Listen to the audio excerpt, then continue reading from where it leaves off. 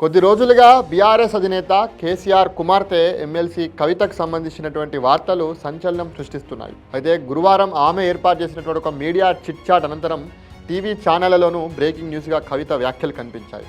ఇదంతా బాగానే ఉంది కానీ ఒక విషయాన్ని ఎవరు పట్టించుకునేటువంటి పరిస్థితి. అదేంటంటే సంచలన వ్యాఖ్యలు చేస్తూ గులాబీ పార్టీలో కలకలం రేపుతున్నటువంటి కవితపై ఫామ్ హౌస్లో ఉన్నటువంటి కేసీఆర్ రియాక్షన్ ఏమిటి అన్నది ఇప్పుడు ప్రశ్నగా మారింది.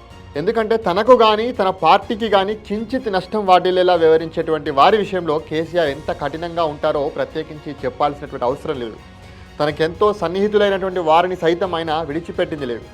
ఆయనకు కోపం వస్తే పార్టీ ట్రబుల్ షీటర్ హరీష్ లాంటి వారిని సైతం కూడా లెక్క చేయలేదు. గతంలో హరీష్ రావుపై తమ సొంత మీడియా సంస్థలో ఫోటో దగ్గర నుంచి మొదలు పెడితే ఎలాంటి వార్త కూడా పబ్లిష్ కాకుండా గతంలో చేయడం జరిగింది, అందరు కూడా తెలిసింది.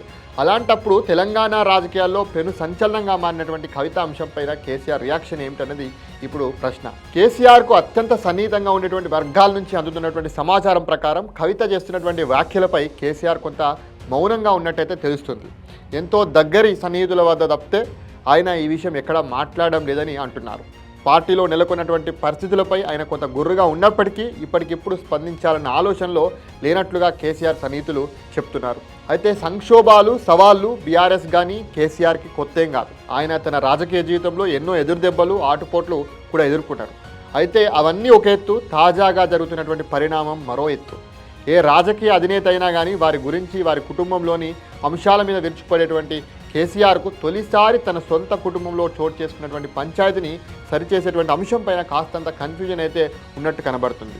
ఇలాంటి సందర్భాల్లో అదే పనిగా స్పందించేదానికన్నా వేచి చూసే ధోరణి మంచిదన్నటువంటి ఆలోచనతో కేసీఆర్ వ్యవహరిస్తున్నట్లుగా బీఆర్ఎస్ వర్గాలు అనుకుంటున్నారు.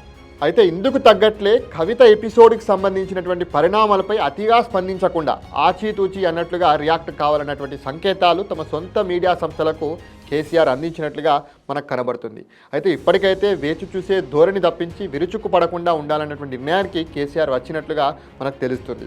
ఇందుకు భిన్నంగా కవితకు నోటీసులు అన్నటువంటి ప్రచారం జోరుగా సాగినా గురువారం రాత్రి వరకు అలాంటిదేమీ లేకపోవడం అయితే మనం చూస్తున్నాం. అయితే కవిత విషయంలో తొందరపాటు వద్దన్నటువంటి ఆలోచనలో కేసీఆర్ ఉన్నట్లయితే మనకు క్లియర్గా తెలుస్తుంది.